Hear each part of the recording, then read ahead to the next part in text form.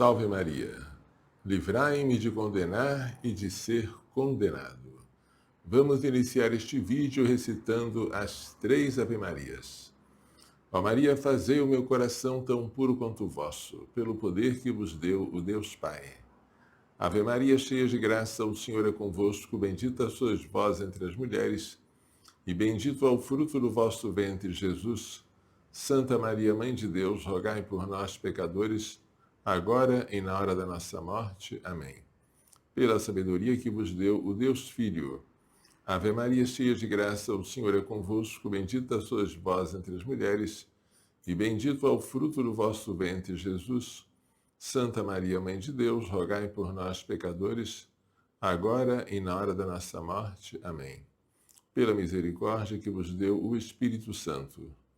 Ave Maria, cheia de graça, o Senhor é convosco, bendita sois vós entre as mulheres, e bendito é o fruto do vosso ventre, Jesus. Santa Maria, Mãe de Deus, rogai por nós, pecadores, agora e na hora da nossa morte. Amém. Em nome do Pai, do Filho e do Espírito Santo. Amém. No Sermão da Montanha, no capítulo 7 de São Mateus, encontramos esta passagem. Não julgueis para não serdes julgados, pois com o julgamento com que julgais, sereis julgados, e com a medida com que medirdes, sereis medidos. Julgar aqui equivale a condenar, porque um julgamento nem sempre é de condenação. Você pode julgar que uma pessoa é boa. Pode ser um julgamento positivo. Mas se o julgamento for para condenar, Jesus ordena que nós não julguemos, não condenemos. Para quê? Para nós não sermos condenados por Deus. Mas há uma diferença bem grande. Nós temos o poder de condenar os outros, mas a condenação vai só no limite das nossas palavras. Deus tem o poder de nos condenar eternamente. Como devemos tomar cuidado para não condenar os outros, a fim de não sermos condenados por Deus? O discurso paralelo de São Lucas diz o seguinte, São Lucas capítulo 6, versículos 36 e seguintes.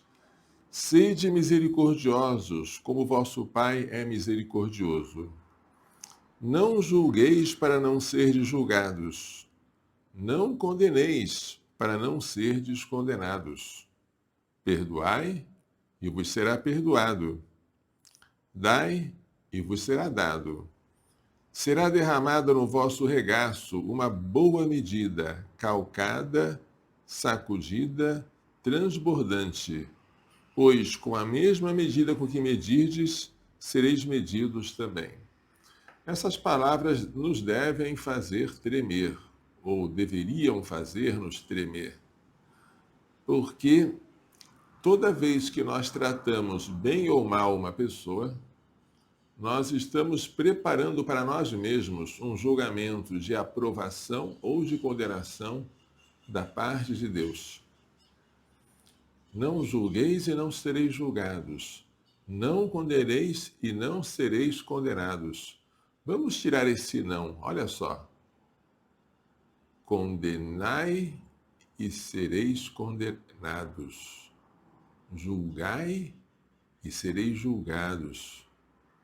A gente pensa nisso, que ao condenar o próximo, estamos preparando para nós mesmos um juízo de condenação? Madre Teresa de Calcutá, aqui está uma biografia dela, escrevida pelo seu confessor, Padre Léo Masburg. Madre Teresa, uma vida maravilhosa. Madre Teresa de Calcutá não condenava. E ela é uma pessoa maravilhosa por isso. Vejamos como o biógrafo dela a descreve. Quando Madre Teresa voltava de uma viagem, queríamos saber não só o que ela tinha feito e conseguido, mas também quais as dificuldades encontradas. Claro, e se políticos ou altos funcionários haviam causado qualquer constrangimento ou cometido alguma maldade. Em suma, o que queríamos era ouvir histórias saborosas. No entanto, Madre Teresa, por princípio, nunca proferiu uma palavra negativa acerca de ninguém.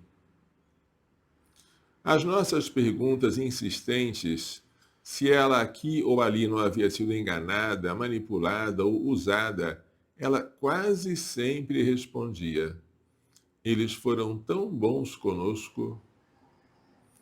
Em vez das fofocas de que estávamos à espera, ela contava como os anfitriões ou os governos dos países visitados tinham ajudado nisto ou naquilo, como eles se tinham esforçado e quais os resultados obtidos.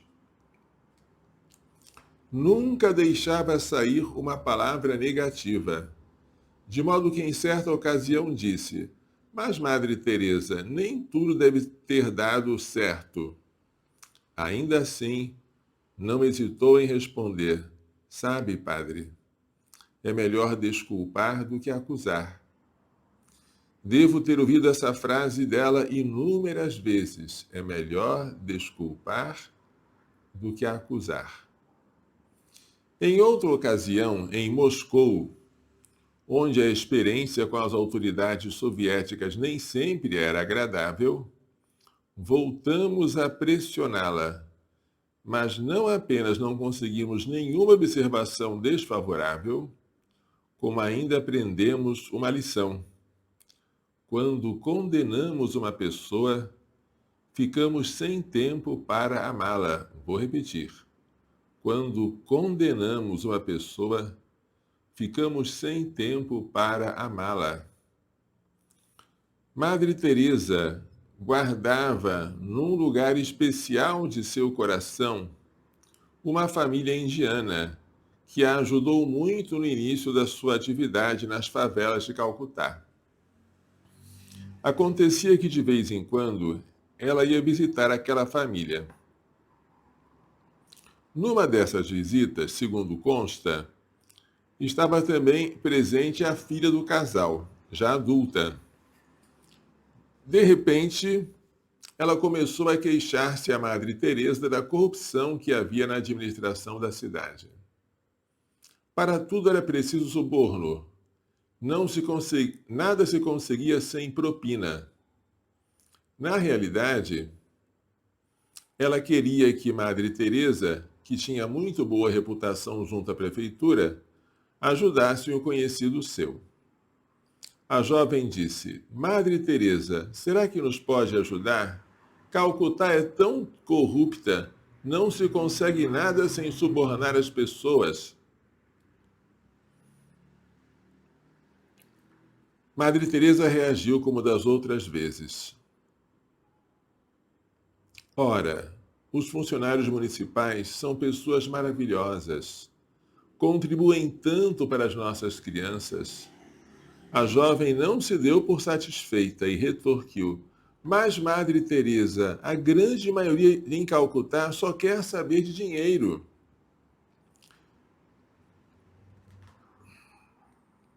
A jovem se sentiu frustrada. Mas, Madre Teresa, quando é que a senhora vai acordar? Calcutá é um poço de corrupção. Durante uns segundos pairou um silêncio constrangedor. Madre Teresa ficou muito calma. Olhou a jovem nos olhos e disse: sei muito bem que existe corrupção em Calcutá. Mas sei também que há coisas boas, e eu decidi ver o bem. Madre Teresa não era tão ingênua que não visse o mal. Mas era uma decisão consciente, um ato consciente, viver o amor e a esperança.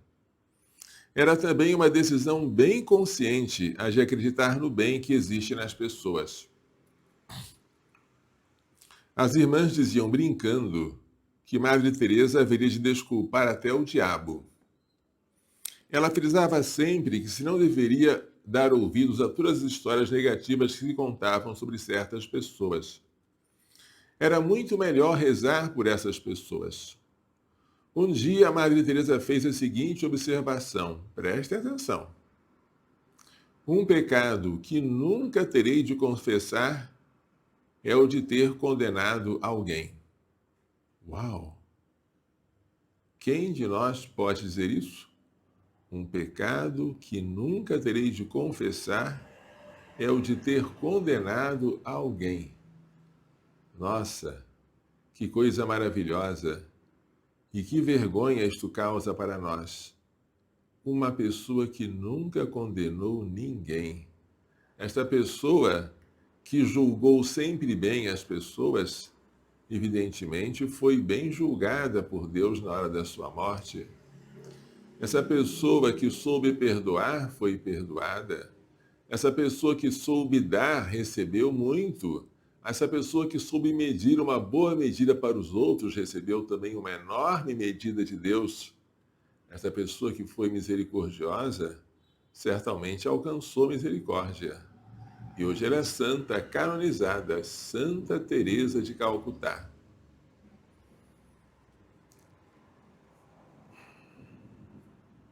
Era para mim um enigma a forma como Madre Teresa lidava com todas as censuras e acusações que muitos autores europeus lhe lançavam.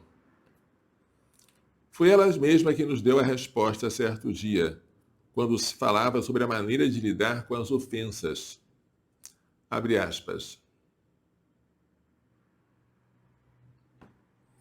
Quando alguém acusa você, pergunte a si mesmo: ele tem razão? Se ele tiver razão, então vá a ele e peça desculpas. Se ele não tiver razão, então tome a ofensa com ambas as mãos, não a deixe escapar, mas aproveite a oportunidade e a entregue a Jesus como uma dádiva. Alegre-se por ter lhe dado algo valioso. Vamos lá, você foi ofendido. A pessoa que ofendeu tem razão? Peça desculpas a ela. Não tem razão? Pegue esta ofensa com ambas as mãos. Esta ofensa é valiosa e servirá como oferta agradável ao Senhor. Não devemos deixá-la escapar. Nesses momentos, ela tomava consciência de que o amor de Jesus abraça todos os seres humanos e que ela e todos nós somos meros instrumentos na mão dele. Por isso, repetia muitas vezes: rezemos para não estragarmos a obra de Deus. Estava firmemente convicta de que todo o bem que existe é obra dele. Toda essa mansidão de Madre Teresa, não pensemos que vinha do seu temperamento fleumático, calmo, manso. Ela era muito, digamos, violenta. Ela tinha um temperamento firme, mas ela soube domar o seu temperamento. Ela soube se acostumar a só fazer o bem e nunca o mal, a só falar o bem das pessoas e jamais condená-las.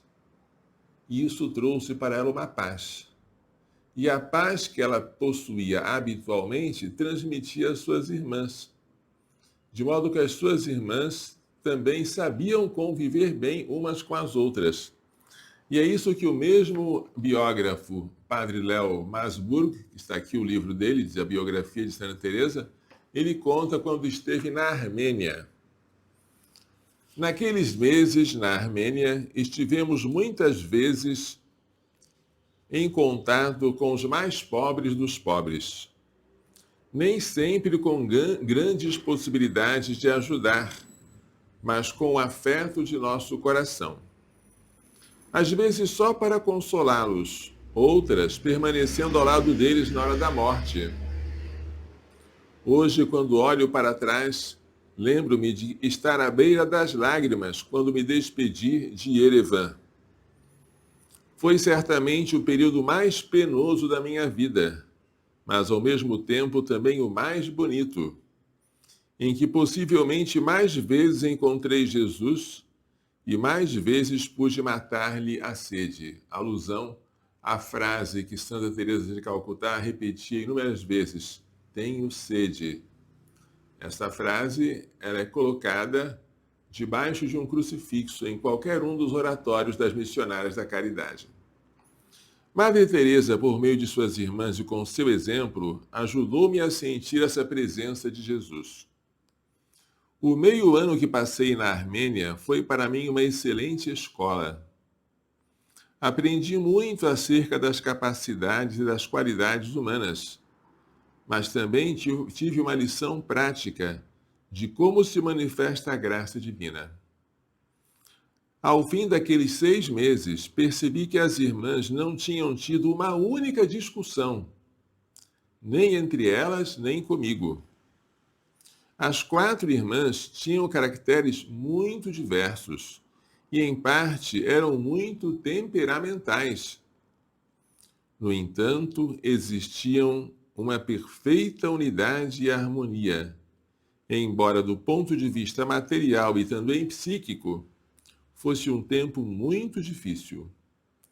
No fim, sentia-me como se tivesse sido expulso do paraíso. É possível.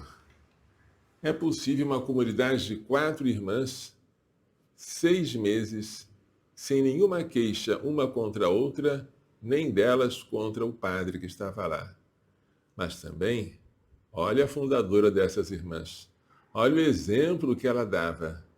Não condenar ninguém absolutamente. Quem vive isso transborda a paz.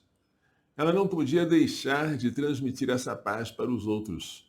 Era quase inevitável. E aqui eu vou falar, embora eu seja suspeito, do exemplo do meu pai. Ninguém pense que a minha vocação sacerdotal surgiu por acaso. Ela surgiu num terreno bem fértil. O terreno bem fértil era a minha família, que, como eu já falei outras vezes, rezava o terço infalivelmente todos os dias. Mas também eu tive um grande exemplo dos meus pais. E hoje eu vou concentrar-me na figura do meu pai, que já faleceu. Meu pai tinha por norma não falar mal das pessoas. E isso, para as pessoas mais irritadas, era até irritante. Porque as pessoas viam a maldade com que alguém tinha agido e ele sempre procurava desculpar. A palavra dele, via de regra, era uma palavra de conciliação, uma palavra de atenuação da culpa, é uma palavra dizendo que não foi bem assim, que não foi essa a intenção.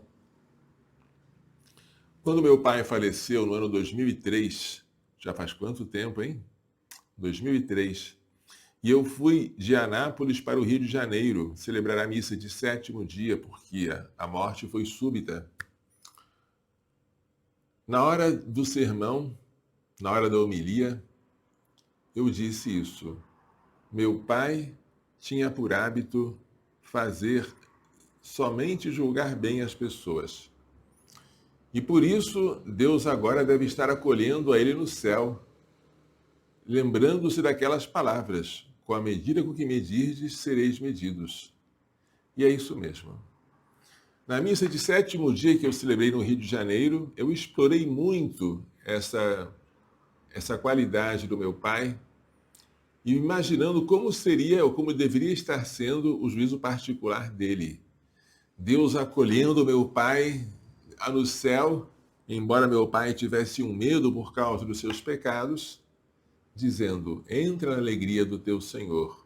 Ou tu pensas, queria vencer-me em misericórdia e em perdão?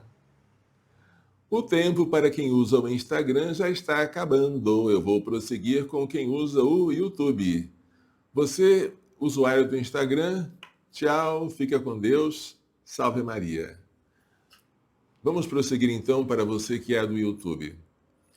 7 dias depois da morte de meu pai, eu imaginei como seria o encontro dele com Deus. Ele estava assim aflito para aquele momento terrível, consciente de muitas culpas, muitas faltas e pensando em receber um julgamento severo. Mas ele se surpreendeu vendo que o juiz estava sorrindo que aquele que poderia condená-lo estava misericordioso com ele. E o meu pai então perguntou: Senhor, tu não te lembras desse pecado que eu cometi, desta falta, desta infidelidade? Aí Jesus respondia para ele: Eu me lembro, mas eu me lembro também que tu perdoavas quem te fazia ofensas, que tu não levavas em conta os males que eram feitos, que desculpava as acusações, que atenuava a culpa das pessoas. E agora, com a mesma medida com que tu mediste os outros, eu quero te medir. Ou tu achas que tu irias vencer a mim em misericórdia e em generosidade? Entra na alegria do teu Senhor. Que bonito, não é? A gente poder ouvir essa voz, porque a gente sempre soube ser misericordioso com os outros, sempre não julgar mal, sempre perdoar, sempre relevar, sempre falar bem das pessoas e ocultar o mal que nós não precisamos falar dela. Isso é maravilhoso, gente. Nós não temos desculpa, não podemos dizer, isso aqui é só para uma santa, olha, essa aqui é uma pessoa que brilhou na santidade mais do que todo mundo, mas isso aqui não é para mim, não. Eu nunca vou conseguir fazer isso. Nós não temos o direito de não fazer isso. É uma questão, se você não quiser fazer por admiração a Santa Teresa, faça por necessidade. Se nós queremos ser julgados com misericórdia, temos que ser misericordiosos. Se nós queremos não ser condenados, nós temos que não condenar. E isso é maravilhoso, porque as palavras de condenação, as palavras que você diz ao seu irmão, idiota, cretino, são palavras que estão no Sermão da Montanha. Elas já são uma ofensa ao mandamento não matar. Vamos ler.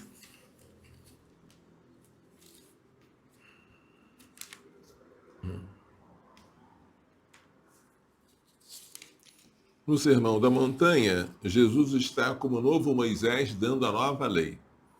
Ouviste o que foi dito aos antigos: não matarás. Aquele que matar terá de responder no tribunal. Eu, porém, vos digo: todo aquele que se encolerizar contra seu irmão terá de responder no tribunal. Aquele que chamar o seu irmão cretino será sujeito ao julgamento no sinédrio. Aquele que lhe chamar louco terá de responder na geena do fogo. Geena é o inferno. Acreditem, você pode cometer um pecado mortal que torne a você digno do inferno com um insulto feito ao irmão, que seja com a mesma intenção de matá-lo, mas matá-lo moralmente. Jesus sempre disse que os pecados começam no coração. Embora você não tenha consumado o ato de disparar um revólver contra alguém ou dar uma facada, no seu coração, pelo seu ódio, pela sua palavra ofensiva, você já matou. Isso nem sempre nós estamos acostumados a pensar. Até parece que nós temos direito de extravasar a nossa ira, de dizer ao outro uma palavra que mostra aquilo que ele é, na verdade. Pois é. Isso aí é homicídio. E nós somos pró-vida, não somos? Quem é pró-vida não pode matar. Não pode matar. Mas e se o outro me matou moralmente, padre? Se me fez ofensas? Lembra aquilo que Madre Teresa de Calcutá disse no seu livrinho aqui, na biografia do padre Leos Marsburg. Ela fez uma acusação, pense se quem acusou tem razão. Vá pedir desculpas. Não tem razão, pegue essa acusação com ambas as mãos e entregue a Jesus como um presente valioso. Você está sofrendo por causa dele. Isto é uma dádiva que não pode ser perdida. Portanto, se estiveres para trazer alguma oferta ao teu altar, e ali te lembrares que o teu irmão tem alguma coisa contra ti, deixa primeiro ali diante do altar a tua oferta. Vai primeiro reconciliar-te com o teu irmão, e depois virás apresentar tua oferta. Vou primeiro reconciliar-me com meu irmão, e então eu trarei minha oferta ao Senhor. E então eu trarei minha oferta ao Senhor. Assume logo uma atitude conciliadora com o teu adversário, enquanto estás com ele no caminho, para não acontecer que o adversário te entregue ao juiz, o juiz ao oficial de justiça, e assim sejas lançado na prisão. Em verdade te digo, dali não sairás enquanto não pagares o último centavo. Essa prisão parece ser o purgatório. Você não quer passar pelo purgatório? É bom se reconciliar com seu irmão, enquanto está em caminho, ou seja, nesta vida transitória, nesta terra aqui, nessa vida terrestre.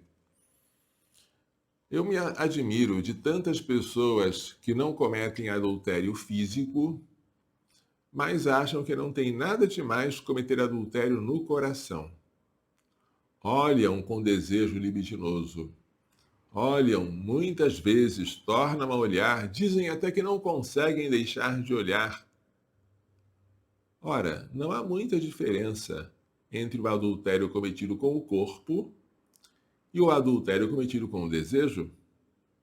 A sede de tudo está no coração. É possível cometer um pecado mortal por um desejo libidinoso. E agora eu pergunto, se é assim, por que você acha que há tanta diferença entre matar alguém fisicamente e matar alguém moralmente? Quando você olha para alguém com desejo libidinoso, a pessoa não é afetada. Mas você, no seu coração, comete adultério. Quando você mata alguém moralmente, talvez a pessoa não seja tão afetada. Mas no seu coração, você já matou. E nenhum homicida terá parte no reino dos céus. Então, gente, vamos levar a sério esse propósito. Vamos afastar de nós o julgamento. Eu fiz uma jaculatória. Livrai-me de julgar e de ser julgado. Antes de morrer do que julgar. Antes de morrer do que condenar. Livrai-me de condenar e de ser condenado. Vamos tentar memorizar esta fórmula e repeti-la muitas, muitas vezes. Quem faz isso, como fez Madre Teresa, adquire uma grande paz. Irradia essa paz para com os outros. E é o vencedor. O vencedor não é quem humilha, mas quem sofre humilhação diante do outro. Não é assim que Jesus venceu o mundo, sofrendo a máxima humilhação na cruz? Nós não somos diferentes dele, nem somos maiores do que ele. Somos discípulos dele, estamos aqui para imitá-los. Muito bem. Vamos agora rezar a oraçãozinha, a súplica ardente ao Provida de Anápolis, que ainda está precisando muito de orações. Sempre estará, mas a crise pela qual nós passamos, embora já parcialmente resolvida, ainda não foi totalmente resolvida. Vamos rezar então. Glorioso e castíssimo São José, a cujo nome está consagrado o nosso oratório, vinde em nosso auxílio nesta aflição pela qual passamos. Vós que experimentastes a dor de não encontrar um lugar para o menino Jesus nascer, não permitais que esta casa feche as portas ao mesmo menino que a nós vem na pessoa de uma criança em gestação.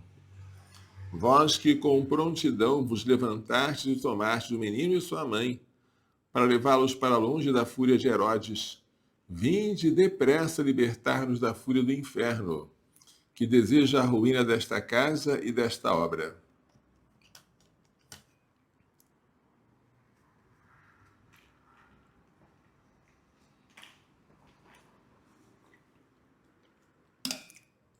Vós que amais as crianças, pois vedes nelas o próprio Filho de Deus, a quem sustentaste e protegestes, Não deixeis que os pequeninos sejam privados da vida natural pelo aborto, nem da vida sobrenatural pela falta do sacramento do batismo.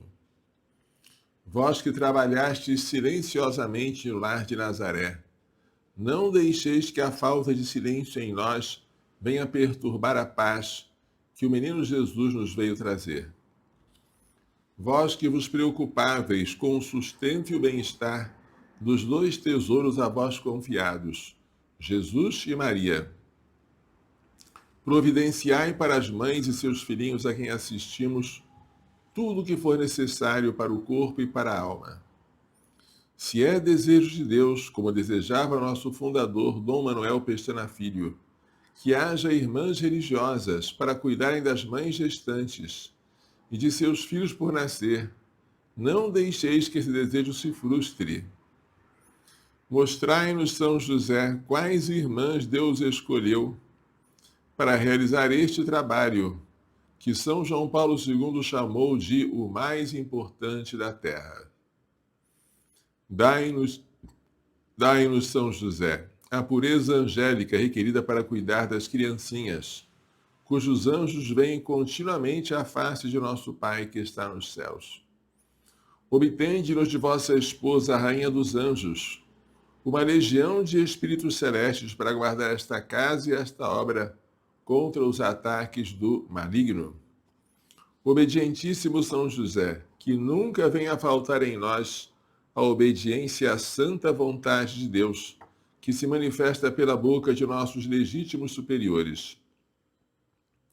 Neste momento em que tudo parece ruir, em que as águas enchem a barca que parece prestes a afundar, em que não vemos saída para nossos problemas, manifestai o poder de vossa intercessão junto a Jesus e Maria.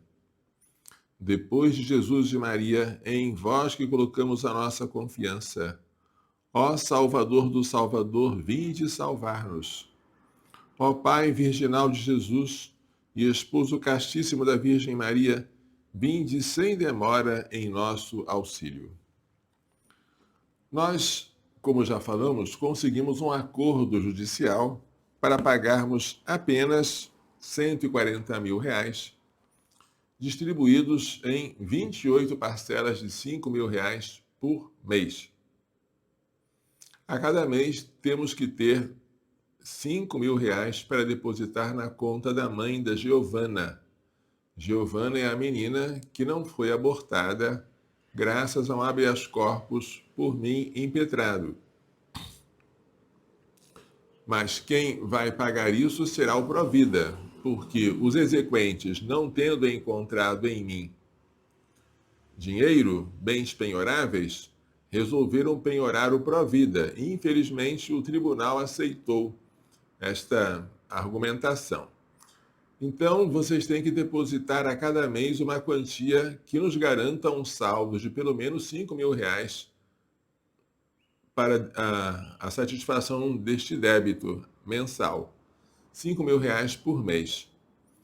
E para vocês fazerem isso, vocês podem fazer um Pix para o CNPJ do Provida e podem também fazer lendo um QR Code da conta bancária do Provida para fazer uma transferência imediata.